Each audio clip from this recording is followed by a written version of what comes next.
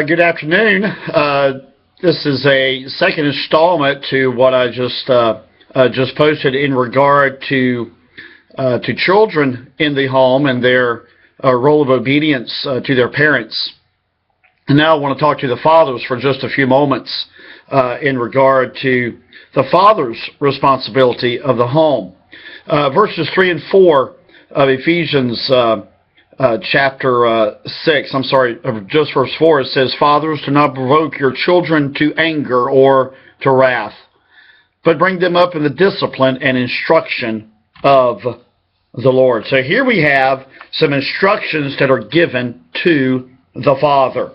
Instruction number 1, do not provoke your children to wrath. The ESV uses the word anger. The word provoke means to rouse to wrath, to provoke, to exasperate, to anger. We could probably also put the word frustrate in there as well. But you know, there are 5 ways that we as fathers, I'm a father, I have 2 children. I have Bradley, who is in the military, and I have Morgan, who is getting ready to leave for college. There are 5 ways that a father can provoke his child or his children. Number 1, by failing to realize that times do change, that you're no longer living in the same day and age that when you were a child or when you were a teenager, that clothing styles do change. I'm not talking about modesty. I'm not talking about allowing your daughter to dress immodestly. That's not what I'm talking about at all. What I am saying, though, is that times do change in regard to certain things. Number 2, over-controlling a child. But then number 3, you can also under-control a child. There's got to be a balance. Yes, there must be rules. Yes, there must be standards. Yes, there must be a set forth of guidelines that are there, that the child knows that if they overstep these boundaries, then punishment will incur. But we have to be very, very careful and not over-control a child, but also not under-control a child as well. By living an inconsistent life is number 4.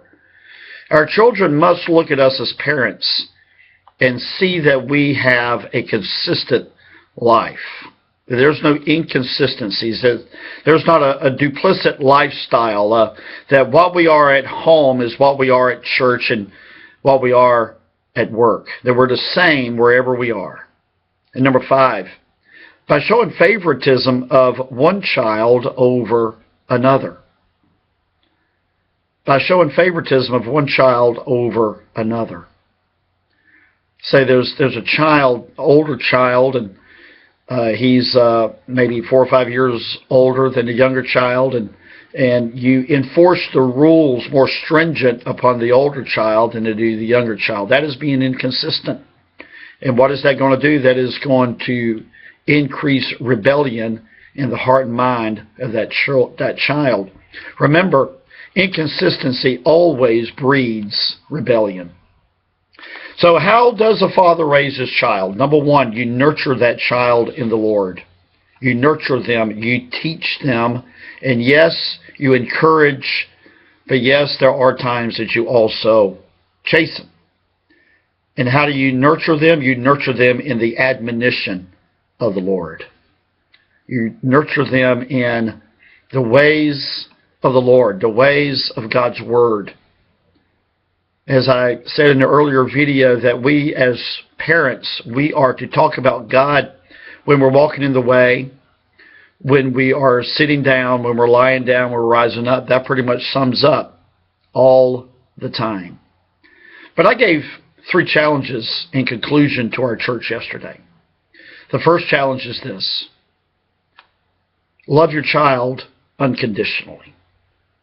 Love your child unconditionally. Number 2, always be there for your child. Always be there. Keep the communication lines open. And number 3, always pray for your child. Never, ever stop praying for your child. Pray for their salvation and pray for their sanctification. Never, ever stop praying for your child. Dads, Be a dad to your children.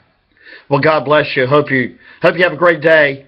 And if you're looking for somewhere to worship on this upcoming Resurrection Sunday, we would love to have you here at Lighthouse Baptist Church in Hope Mills, 5991 Rockfish Road, Hope Mills, North Carolina.